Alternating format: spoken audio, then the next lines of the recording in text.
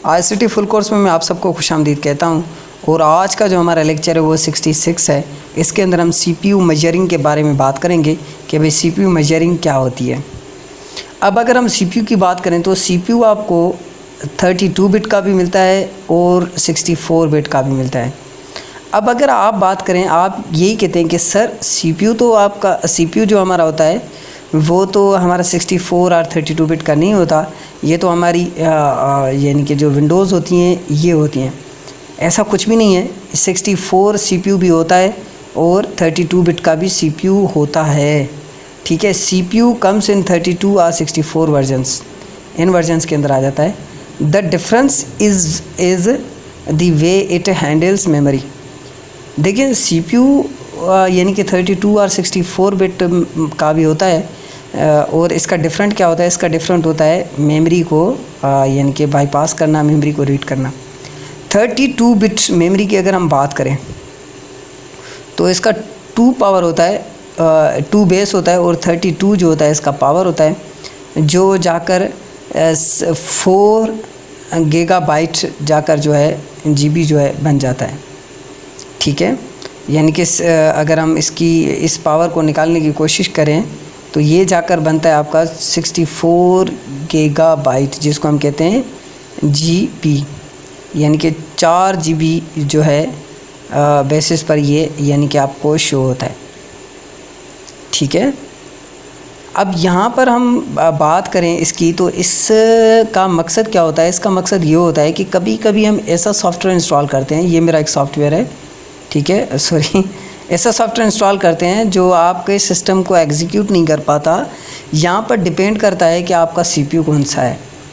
ठीक है, कभी कभी हेवी सॉफ्टवेयर्स होते हैं, जैसे आप एंड्रॉयड स्टूडियो को इंस्टॉल करें तो कोटोडू के अंदर आपको एंड्रॉयड स्टूडियो इंस्टॉल नहीं कर पाएंगे, आप जितनी भी कोशिश करें तो वो नहीं होता। वो अगर हो भी जाता है तो वो काम करता नहीं है सही से, या कुछ ऐसी गेम्स होती हैं जो हैं कि कभी कभी डाउनलोड यानी कि अपलोड आपके इंस्टॉल नहीं होती, तो वो डिपेंड करता है यहाँ पर मेमोरी मॉड्यूल्स के ऊपर।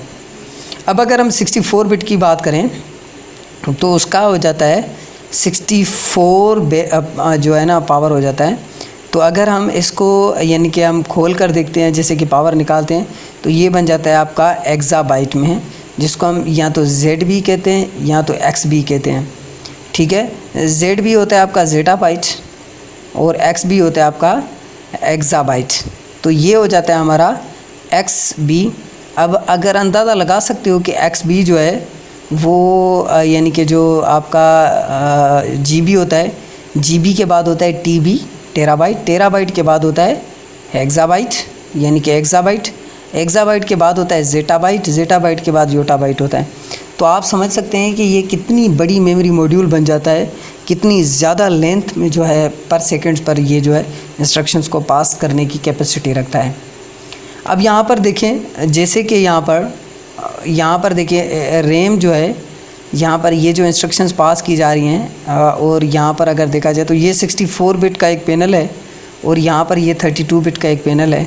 जो 64 बिट का यानी कि आपको इंस्ट्रक्शंस निकला फ्रॉम HD टू रैम।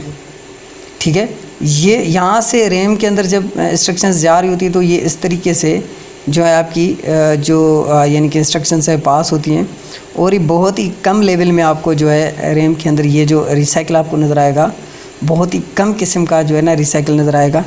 मगर यहाँ पर अगर हम बात करें तो यहाँ पर जो है रैम टू CPU के अंदर जब हम 64 की बात करें तो यहाँ पर देखें बहुत ज़्यादा लेवल के जो इंस्ट्रक्शंस हैं वो हम पास कर सकते हैं। और यहाँ पर आप देखेंगे तो यहाँ पर आपको बहुत सारी मल्टी रैम्स मिल जाएंगी और यहाँ पर देखोगे तो कम रैम मिल जाएगी। अब कहने का मकसद ये है कि अगर आप यानी कि रैम से डेटा CPU तक भेजते हैं तो यहाँ पर देखिए 3 इंस्ट्रक्शन बेसिस पर ये काम करता है। और अगर आप यहाँ से जो रैम से डेटा को भेजते हैं CPU टू रैम, तो यहाँ पर आपको डबल इवन दो कि आपको ट्रिपल्स के अंदर जो है डेटा ट्रांसमिशन जो है मिल जाएगी। सो इस तरीके से यानी कि ये काम करता है। अब हम कैशे मेमोरी की अगर बात करें, कैशे मेमोरी एक ऐसी मेमोरी होती है, देखें, मेड ऑफ SRAM, इसको हम स्टैटिक रैम के कहते हैं, वेरी फास्ट मेमोरी। ये जो कैशे मेमोरी होती है ना, बहुत ज़्यादा फास्ट मेमोरी होती है। ठीक है, और यहाँ पर अगर हम थोड़ा सा बात करें the processors initial internal memory, जो प्रोसेसर की इंटरनल मेमोरी होती है वो आपकी कैशे मेमोरी होती है। Hold data and instructions waiting to be execute by processor, ये डेटा को होल्ड करती है और प्रोसेस करने का वेट कर रही होती है।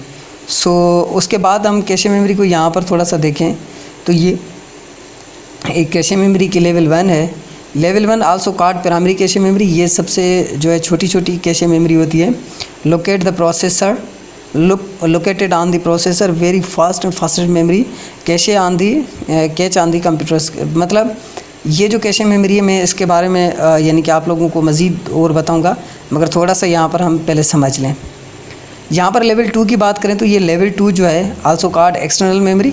सबसे पहले वो इंटरनल मेमोरी थी, कैशे लेवल 1 जो था ये इंटरनली आपको नज़र आ रही थी, और ये जो लेवल 2 है इसका वो एक्सटर्नली आपको मेमोरी नज़र आती है।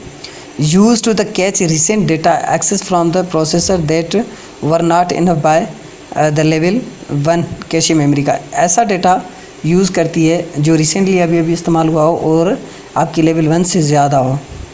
Generally locate on the separate chip on the motherboard, ये आपको एक अलग सा चिप नज़र आती है मदरबोर्ड के अंदर।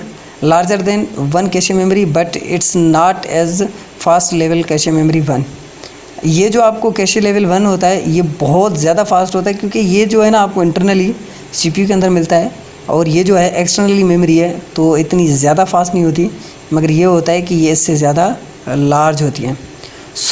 अगर मैं यहाँ पर बात करूँ कैशे मेमोरी का, तो यहाँ पर अंदाज़ा लगाएं ये एक मेरा डेटा है और इस डेटा को यहाँ पर पहुँचाना है, तो मैं आपको थोड़ा सा जो है इसके बारे में बता देता हूँ।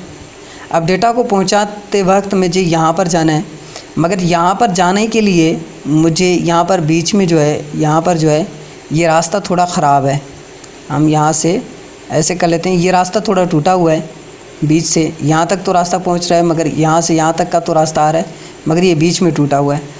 तो इस बीच में डेटा को पहुँचाने के लिए हम कोई ना कोई रिसोर्स का सहारा लेते हैं, उसको हम कहते हैं कैशे मेमोरी। यानी कि डेटा को आप पहुँचाते हैं और कोई ना कोई रिसोर्स आप उसका सहारा लेकर आप उस मंजिल तक उस डेटा को पहुँचा दें आराम से। अगर आपका रास्ता कटा हुआ है या कोई भी मसला है तो उसको हम कैशे मेमोरी कहते हैं। कैशे मेमोरी एक फास्टेस्ट मेमोरी होती है, बहुत ही जल्दी में जो है काम करके देती है, और बहुत ही छोटी सी मेमोरी होती है, इतनी ज़्यादा नहीं होती, इतना ज़्यादा तक काम नहीं करती। आई थिंक कि आप लोग समझ चुके होंगे। अगर आप लोग नहीं समझे तो आप लोग कमेंट बॉक्स में मुझसे पूछ सकते हैं। आज के लिए इतना ही, नेक्स्ट क्लास में मिलते हैं, तब तक के लिए अपना ख्याल रखिएगा। अल्लाह।